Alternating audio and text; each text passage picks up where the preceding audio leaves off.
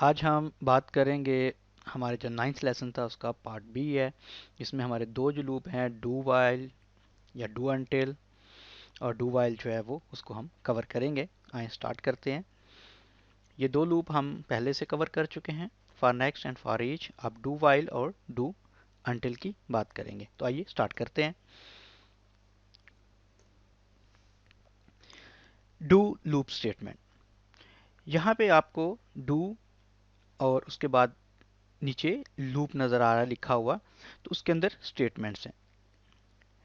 अगर हम ये वाला लिख देते हैं कोड VBA में, तो हम इसको कहते हैं कि आप करो, इन स्टेटमेंट्स को एग्जीक्यूट करो, और लूप इसको कहता है कि जाओ वापस दोबारा इनको एग्जीक्यूट करो। तो ये स्टेटमेंट्स चलती रहेंगी जब तक कि हम कोई इसमें कंडीशन नहीं रखते। अगर हम इसमें कोई कंडीशन नहीं रखते तो ये स्टेटमेंट्स एग्जीक्यूट होती रहेंगी।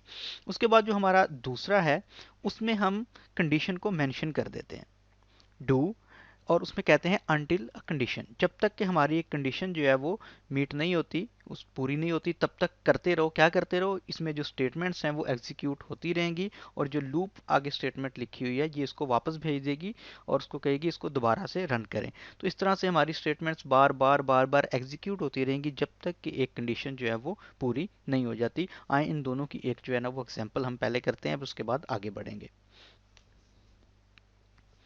यहाँ पे मेरे पास स्टूडेंट की इंफॉर्मेशन दी गई है। स्टूडेंट का रोल नंबर है, नेम है और रिजल्ट है। तो आइए इसकी एक सिंपल सी एग्जांपल करते हैं। राइट क्लिक करें, व्यू कोड। तो यहाँ पे मैंने एक छोटा सा कोड पहले लिखा हुआ है, मैं आपको दिखाता हूँ ये कैसे एग्जीक्यूट होगा। यहाँ पे मैं इसको सिर्फ डू के साथ करता हूँ।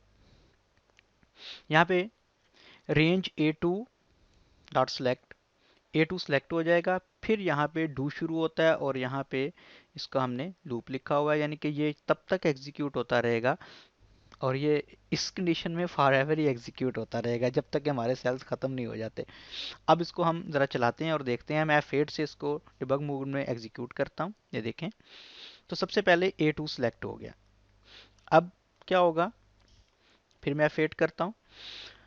एक्टिव सेल डॉट ऑफसेट, जो हमारा एक्टिव सेल था A2, उसका हमने ऑफसेट फंक्शन यहाँ पे यूज़ किया। ऑफसेट मेथड जो है वो क्या करता है, हम उसको बताते हैं कि आपने, मैं इसको अगर दोबारा लिखूं, देखें, एक्टिव सेल डॉट ऑफसेट, और यहाँ पे वो कह रहा है रो टू ऑफसेट, कितनी रोज नीचे आना चाहिए। मैं कहता हूँ एक रो नीचे आए।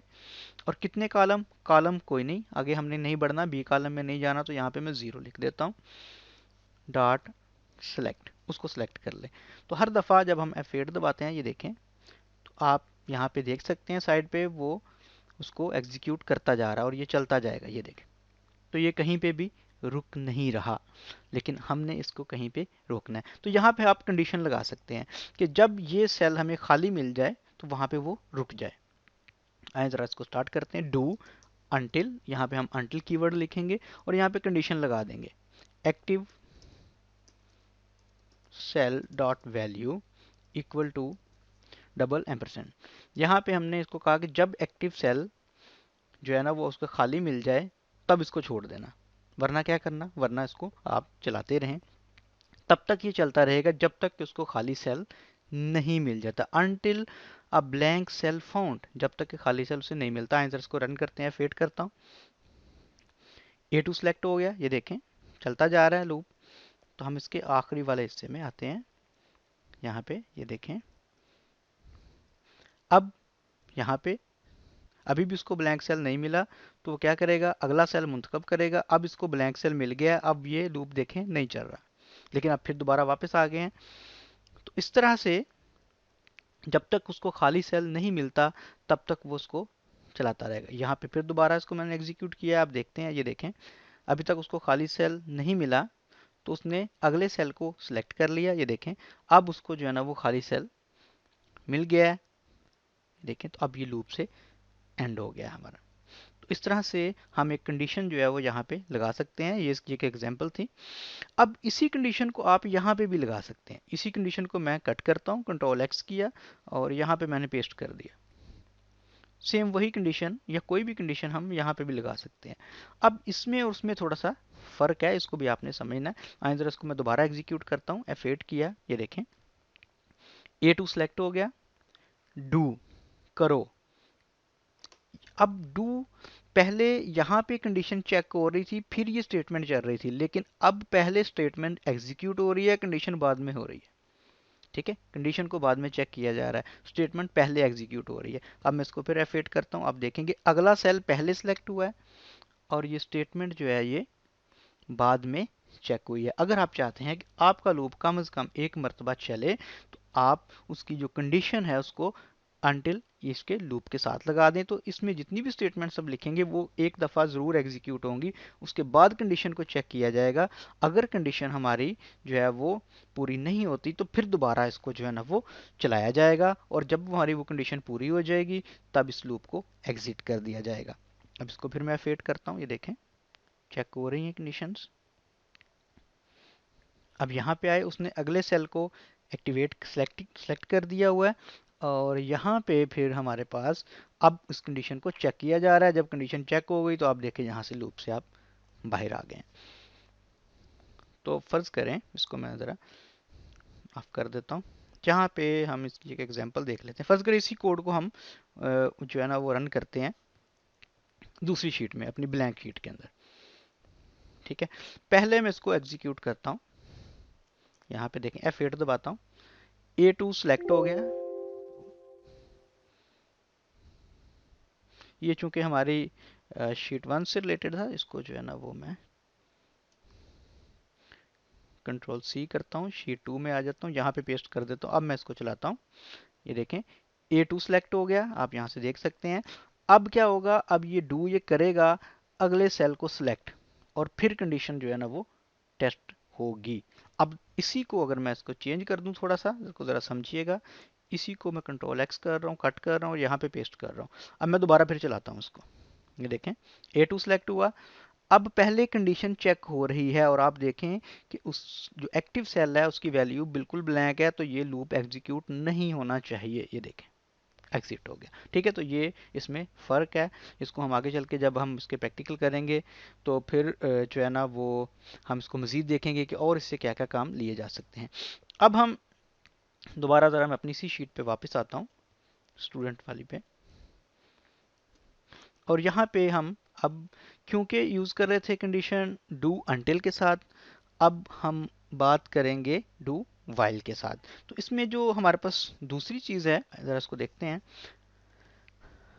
डू स्टेटमेंट हमने कर ली, लूप के साथ अनटिल कंडीशन भी लगा दी, उसके बाद डू वाइल, जहाँ पे हमने अनटिल लिखा है वहाँ पे हम वाइल के साथ कंडीशन लगा सकते हैं, और उसके बाद हम डू लगा के उसी वाइल की कंडीशन को वाइल कीवर्ड के साथ कंडीशन नीचे भी लिख सकते हैं। Very similar. आए वापस चलते हैं अपनी एक्सेल शीट में जी। तो यहाँ पे मैं इसको सिर्फ वाइल कर रहा हूँ। अब इन दोनों में फ़र्क है। पहले हमने कहा था डू अनटिल, जब तक के एक्टिव सेल की वैल्यू खाली नहीं मिलती तब तक चलाते रहो। अब यहाँ पे हम कह रहे हैं डू ये काम करो while active cell data value is equal to खाली, यानी कि तब तक करो जब तक एक्टिव सेल की वैल्यू जो है ना वो हमें खाली मिलती है। तो यहाँ पे हमें चाहिए था खाली नहीं जब तक हमें मिलती तब तक चलाते रहो, तो हमें थोड़ी सी कंडीशन अपनी जो है वो चेंज करनी चाहिए। इसी तरह पहले इसको एग्जीक्यूट करते हैं, देखते हैं। A2 सेलेक्ट हो गया तो ये एग्जिट कर दिया इसने। क्यों क्यों एग्जिट किया? क्योंकि एक्टिव सेल की वैल्यू जो है वो खाली नहीं है। तो हम तो ये चाहते हैं कि यहाँ पे हम इसको चेंज कर लेते हैं कि इस लूप को, इस स्टेटमेंट को एग्जीक्यूट करते रहो जब तक के जो एक्टिव सेल है वो खाली नहीं मिलता, यानी कि जब तक हम यहाँ नहीं पहुँचते तब तक ये लूप जो है वो चलता रहेगा। आए ज़रा इसको फिर F8 करते हैं, ये देखें इसको मैं ज़रा तेज़ी से रन कर रहा हूँ। F8 F8 F8। अब यहाँ पे एक्टिव सेल की वैल्यू खाली नहीं है, लिहाजा ये वापस गया, उसने अगले सेल को सिलेक्ट किया। अब लूप कह रहा है कि क्या जो एक्टिव सेल है उसकी वैल्यू इक्वल नहीं है, तो तब तक इसको चलाना है जब तक वो बराबर नहीं हो जाती। ठीक है, अब ये उसकी चूंकि बराबर हो गई है, यहाँ पे हमारे पास इसको देखें, इसको एग्जिट कर दिया। तो वाइल और अनटिल में फ़र्क है। वाइल जब तक के एक्टिव सेल की वैल्यू खाली नहीं होती तब तक इस लूप को चलाते रहो। अगर वो खाली हो जाती है तो फिर वाइल फॉल्स हो जाएगा और हम इससे बाहर आ जाएंगे। इसी को अगर हम कंडीशन को उठा के ऊपर भी लेके जा सकते हैं, ये देखें इसको हम ऊपर ले गए, कट किया मैंने और इसी को हम ऊपर ले आए। फिर F8 करके इसको मैं चला रहा हूँ, ये देखें। अब इसको हम चलाते जा रहे हैं क्योंकि उसको पहले, अब यहाँ पे ज़रा इस चीज़ को गौर कीजिएगा कि पहले कंडीशन चेक हो रही है और फिर स्टेटमेंट्स एग्जीक्यूट हो रही हैं। बल्कि अगर हम इसको यहाँ पे ले जाते हैं वाइल को, तो पहले हमारी जो है वो स्टेटमेंट एग्जीक्यूट होती हैं और फिर वाइल चेक होता है। अब कहता है while active cell dot value not equal to खाली, जब तक खाली नहीं मिलेगी तब तक तो स्टेटमेंट्स को चलाओ। अब ज़रा इसको फिर एग्जीक्यूट करते हैं, अभी भी खाली नहीं है। अब उसने अगला सेल खाली मिल गया, वाइल ने फॉल्स जवाब किया और लूप से हम बाहर आ गए। तो इस तरह से हम जो है वो लूप्स के साथ वाइल, जो डू वाइल लूप है उसको हम इस्तेमाल कर सकते हैं। फर्ज करें आप सिंपल अभी लूप यूज़ कर रहे थे, अगर हम चाहते हैं कि कहीं बीच में भी हम इस लूप को एग्जिट करना चाह रहे हैं तो हम यहाँ पे इफ़ लगा के भी इसको एग्जिट कर सकते हैं। तो हम देखेंगे किस तरह से आपने वाइल लूप को एग्जिट करना है। तो यहाँ पे देखते हैं, if active cell dot value equal 6 then exit do. जो ही एक्टिव सेल की जो वैल्यू है वो 6 के बराबर हो जाएगी तो जो हमारा ये डू लूप है जो हमने इस्तेमाल किया हुआ है ये एग्जिट कर जाएगा। ज़रा इसको स्टार्ट करते हैं, F8 किया मैंने। अब यहाँ पे इसको हम तेज़ी से चलाते हैं। यहाँ पे देखें अभी लूप चल रहा है, ठीक है। यहाँ पे एक्टिव सेल सेलेक्ट हो गया। अब इसकी वैल्यू क्या 6 के बराबर है? जी बिल्कुल। तो आप यहाँ पे देख सकते हैं एग्जिट हो गया।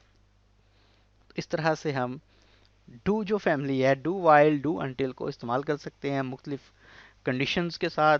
आप इसके साथ खेलिए, प्ले कीजिए, मुख्तलिफ तरह के काम कीजिए। अगले लेसन में हम फिर देखेंगे, ये हमारी बेसिक्स हैं। जब हम आगे बढ़ेंगे तो हम फिर एक्सरसाइज करेंगे, इन्हीं लूप्स को इस्तेमाल किया जाएगा। ये सिर्फ जो है ना वो हम एक समझ लें कि बेस बना रहे हैं ताकि आप इसको समझ जाएं कि इन्होंने काम कैसे करना है। आगे चल के हम इससे मज़ीद कम्प्लेक्स इंटरेस्टिंग जो है ना वो लूप जो है ना वो बनाएंगे और फिर इनको इस्तेमाल करेंगे। अगले लेसन में फिर बात होगी। अल्लाह हाफिज़।